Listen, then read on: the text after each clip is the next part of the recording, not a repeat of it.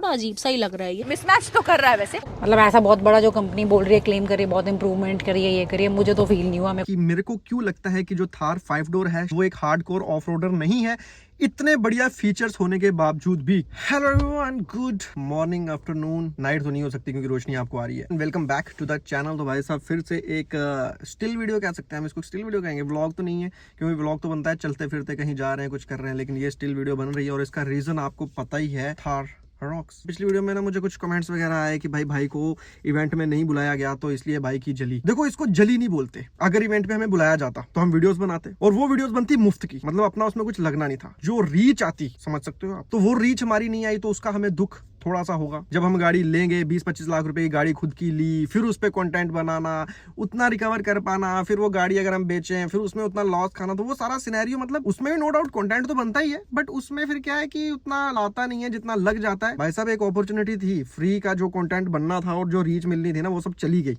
तो उसका थोड़ा सा हमें बुरा लगा। सोचो आप ना एक एग्जाम की तैयारी करते हो, काफी अच्छे से आपने तैयारी की है, जो भी आपके बस में पॉसिबल था आपने अच्छे से मेहनत की सब कुछ, और फिर आपने पेपर दिया, और पेपर जब आपने दिया तो आपका पेपर भी अच्छा हुआ, आपको जितने क्वेश्चन आए आपने सबका आंसर किया, बड़ा बढ़िया सा पेपर हुआ, और जब रिजल्ट आता है तो आप फेल हो गए। जब आप बोलोगे आपका मेरिट लिस्ट में नंबर ही नहीं आया, तो सोचो दुख नहीं होगा? होगा दुख की नहीं होगा? तो वो समझो ना पेन को यार। ऑफ रोडिंग कर रहे हैं, थार की जितनी वीडियोस मुझे लगता है हमारे चैनल पे बनी है, आई डोंट नो किसी ने बनाई होंगी, तो ये सारा सेटअप करने के बाद, एक उस लीग में फॉल करने के बाद भी थोड़ा सा डिसअपॉइंटमेंट तो होता है, लेकिन ये डिसअपॉइंटमेंट को हम नहीं हावी होने देंगे खुद पे। जो हो गया, अपना जो मुद्दा है वो हम क्लियर करके छोड़ेंगे, हमने जो लोगों के डाउट क्लियर करने हैं वो करके छोड़ेंगे, और खुद के जो डाउट है अपना एक ओपिनियन शेयर करना है। गाड़ी के बारे में मैं क्या फील करता हूँ वो सारी चीजें तो मैं आपको बता रहा हूँ। अब आ जाते हैं गाड़ी पे, जो की है थार रॉक्स। तो कल मैंने आपको उस पर अपना ओपिनियन शेयर किया था कि प्राइसिंग पे या कंपनी ने क्या टारगेट किया है, वो तो एक अलग ही चीज है। तो अब क्या है कि गाड़ी की कुछ ऑफ रोडिंग की वीडियोस भी सामने आ रही है, काफी सारी वीडियोस मैंने देखी, काफी सारे, अब क्या है कि अपना अपना ओपिनियन भी सब लोग देने लग गए हैं। जब जितने बड़े चैनल हैं सबकी वीडियोस देख रहा हूँ, कुछ गाड़ी के बारे में बुरा ही बता रहे हैं, क्योंकि पहले 2 दिन तो सिर्फ अच्छा ही चला ना, अब कुछ बुराइयां भी आ रही हैं, कुछ नेगेटिव्स भी आ रहे हैं। फिट एंड फिनिश इश्यूज है, थोड़ा अजीब सा ही लग रहा है, ये मिसमैच तो कर रहा है वैसे। सारी चीजों को देख के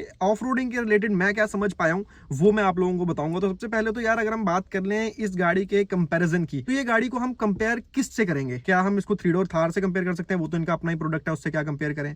क्या हम इसको बिग साइज एसयूवी जैसे स्कॉर्पियो एन हो गई, फॉर्च्यूनर होगी, चलो स्कॉर्पियो एन भी नहीं की है, फॉर्च्यूनर होगी, अगर हम उससे कंपेयर करें तो क्या ये उससे कंपीट कर पाएगी? या फिर एक बहुत ही बड़े सेगमेंट की गाड़ी जो की है जीप रैंगलर, ठीक है, उससे हम इस गाड़ी को कंपेयर करें, थार 5 डोर जो है वो जीप रैंगलर की किलर हो जाएगी, ऐसा कुछ, मतलब काफी सारी बातें जो है वो मार्केट में हमेशा चलती थी। महिंद्रा ने नो डाउट इस गाड़ी को बनाया है टारगेट करके एक अलग तरह की ऑडियंस के लिए, बट महिंद्रा की जो गेम है ना उसको समझ पाना बहुत ही ज्यादा टफ है, क्योंकि कुछ फीचर्स ऑफ रोडिंग की हम बात करेंगे, बाकी एडास वेडास वो सारा चीजें अपना लेन देन ही नहीं है यार, अपनी किसी गाड़ी में आज तक था ही नहीं, और ना ही हमें उससे कोई लेन देन नहीं है। यहाँ से पार्क सिस्टम मिल गया, 3 डिग्री कैमरा मिल गया, कहाँ देख रहे हैं उधर ऑफ रोडिंग में, कहाँ कैमरे का पता चल रहा है? उधर जो सामने से बोल रहा है आने दो तो आने दो, रुक जाओ तो रुक जाओ। हमारे उसमें क्या है कि डिफलॉक काफी ज्यादा इंपॉर्टेंट रहता है, MLD काफी ज्यादा इंपॉर्टेंट रहता है ना, ट्रैक्शन कंट्रोल का अपना रोल है, मोड्स अगर दिए गए हैं गाड़ी में तो वो ज्यादा इंपॉर्टेंट रहते हैं। बिकॉज अगर हम इसको पीछे वाली थार के साथ कंपेयर करें तो बेसिकली वो इसी एकदम रॉ गाड़ी, उसमें कुछ नहीं आता था, 4 पहिए थे, 4 व्हील ड्राइव था, लो हाई था, ट्रैक्शन था,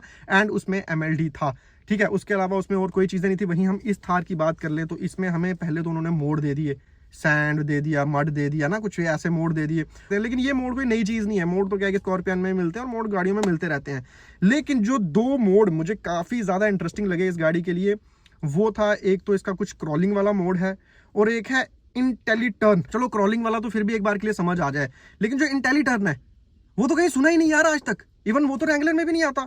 और इंटेलीटर्न क्या चीज है? बेसिकली जैसे कटिंग ब्रेक्स होती है, गुलाब भाई की गाड़ी का हमने रिव्यू किया था, ठीक है ना, तो जैसे आप एक पहिए की ब्रेक लगा दो तो एक पहिया बिल्कुल जाम हो जाएगा और दूसरा पहिया चलता रहेगा। उससे क्या है कि जो गाड़ी को टर्न लेने में उसका रेडियस काफी ज्यादा कम हो जाएगा। अगर उसे दूर से टर्न घूम के आना पड़ता है तो टायर लॉक होने से वो काफी छोटे में काट लेगी गाड़ी। उस तरह का फीचर इस गाड़ी में दे देना, जो कि एक purely of road committed feature है, और मुझे लगता है मिलेगा तो ये सिर्फ टॉप एंड वेरिएंट में ही, बट फिर भी इस फीचर का हो पाना मतलब कि ये एक हार्डकोर ऑफ रोडिंग गाड़ी है। ये रीजन भी हो सकता है क्योंकि गाड़ी लंबी है, तो वैसे ही इसका टर्निंग रेडियस ज्यादा होने वाला है, तो महिंद्रा ने सोचा क्यों ना एक हम फीचर ऐसा दे दें जिससे इसका टर्निंग रेडियस जो है वो कम हो जाए। और उसके बाद अगर हम दूसरे फीचर की बात कर लें तो जो क्रॉलिंग का फीचर इसमें दिया गया है कि गाड़ी ऑटोमेटिकली अपना सेंस करके क्रॉलिंग के उसके हिसाब से हम 4 लो में भी गाड़ी को डाल देते हैं तो काइंड ऑफ वो भी क्रॉल ही करती है, बट क्या है कि उसमें गाड़ी को ब्रेक ब्रेक लगाने का उतना पता नहीं चलता, रुकने का पता नहीं चलता, बट ये क्या है कि सेंसर्स पे है तो शायद इसे पता चलेगा कि हाँ अब रुकना है, अब जाना है, अब यहाँ पावर ज्यादा देनी है, कम देनी है। ये तो दो फीचर जो आ गए ना मेन, जो ऑफ रोडिंग के पॉइंट से ही बने गए हैं, वो तो मैंने आपको बता दिए। कुछ मैंने वीडियोस वगैरह देखी, भाई साहब ये ऐसी ऑफ रोडिंग कर सकती है, वैसी ऑफ रोडिंग कर सकती है। एक्सट्रीम टेस्ट जो है इस गाड़ी का,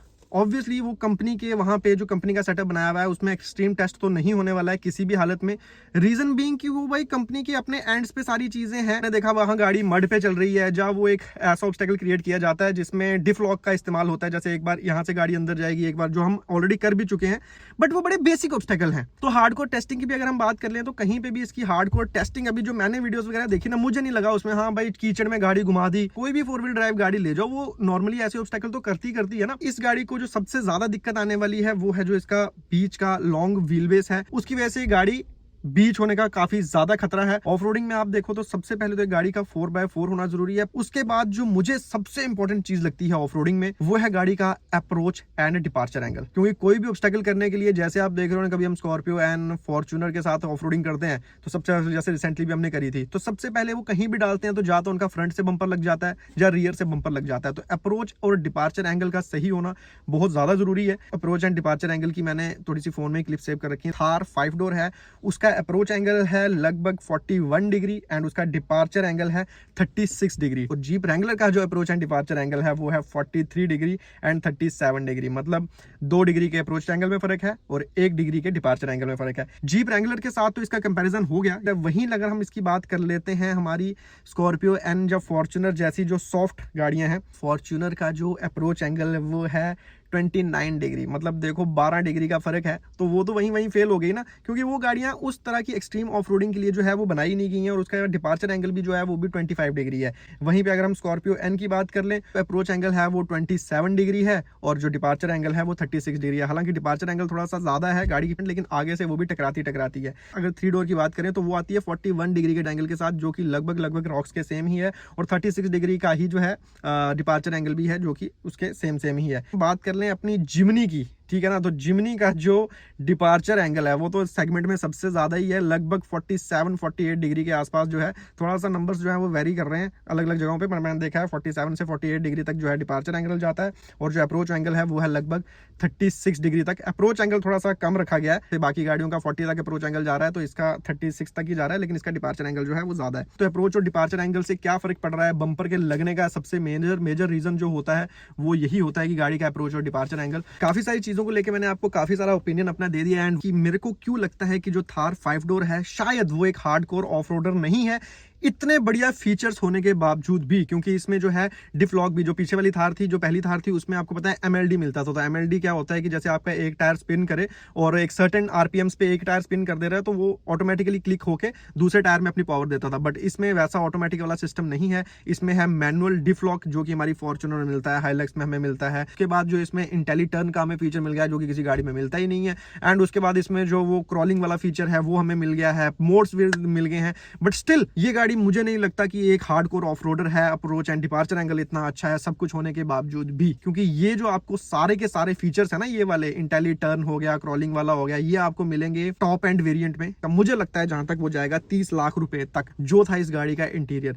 जब आप देखा होगा आपने, जब भी हम कभी ऑफ रोडिंग जाते हैं, ठीक है ना, तो ऑफ रोडिंग गाड़ी जब स्लश में जाती है तो कई बार गाड़ी पहचानी भी नहीं जाती बाहर से कि ये कौन सी गाड़ी है, इतना उसमें कीचड़ हो जाता है। और ये जो व्हाइट इंटीरियर है, जैसे कि मैंने ना अभी ये हर गैरेज जी की वीडियो देखी तो उसमें जो टैन इंटीरियर था, पर पन्नी चढ़ी हुई है, मैंने हटाई तो ये देखो कलर डिफरेंस दिख रहा है। हालांकि उस गाड़ी पे क्या ही यूज हुआ होगा, सिर्फ डस्ट वस्ट पड़ने से ही वो जो टैन इंटीरियर है वो गंदा हो गया था। तो आप सोचो जब आपकी ये गाड़ी कभी ऑफ रोडिंग करके आएगी इतने लग्जरी व्हाइट इंटीरियर के साथ, तो इसमें जब कीचड़ के वो धब्बे पड़ेंगे जो इवन की गाड़ी के बाहर भी पड़ते हैं तो भी उन्हें उतारने के लिए उन पे बफिंग करनी पड़ती है, तो इस इंटीरियर का क्या हाल होगा। अगर यही सारे फीचर इन्होंने हमें बेस मॉडल में दे दिए होते तो चलो हम एक अलग चीज मानते कि भाई साहब ये गाड़ी प्योरली ऑफ रोडिंग के लिए बनी है। बट मुझे नहीं लगता कि इस इंटीरियर के साथ, इतने बड़े पैनोरामिक सनरूफ के साथ। और एक चीज मैं आपको और जो मुझे फील हुई है, जैसा कि महिंद्रा ने भी इस गाड़ी को ऑफ रोडिंग के पॉइंट से बनाया नहीं है, लग्जरी के पॉइंट से बनाया, क्योंकि जो इस गाड़ी को मॉडल्स का नाम दिया गया है, AX5 दिया गया है, AX3, ये सारे जो हैं XUV से इंस्पायर्ड हैं और XUV तो लग्जरी सेगमेंट की गाड़ी है। अगर इसको Z8, ZH, स्कॉर्पियो N है, मॉडल की नंबरिंग भी उस गाड़ियों के हिसाब से की गई है जो लग्जरी लाइन में आती हैं। और मुझे लगता है कि जिन भी लोगों के पास थार रियर व्हील ड्राइव है उनके लिए थार 5 डोर जो है वो एक ऑप्शन हो सकती है, बट जिन भी लोगों के पास थार 4x4 है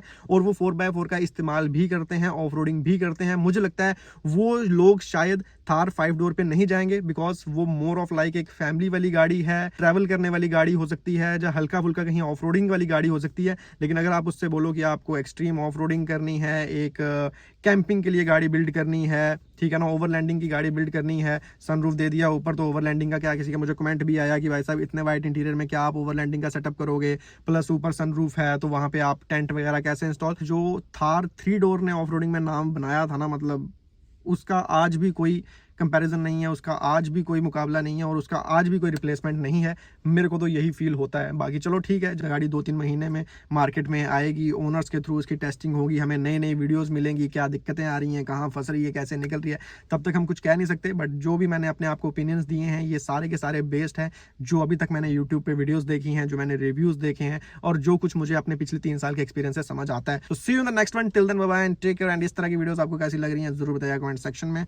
मिलते हैं आपसे नेक्स्ट वीडियो में, भी शायद ऑफ रोडिंग की होगी, अब इस तरह की और वीडियो शायद नहीं बनेंगी। See you in the next one, till then bye bye and take care and keep supporting. Bye bye.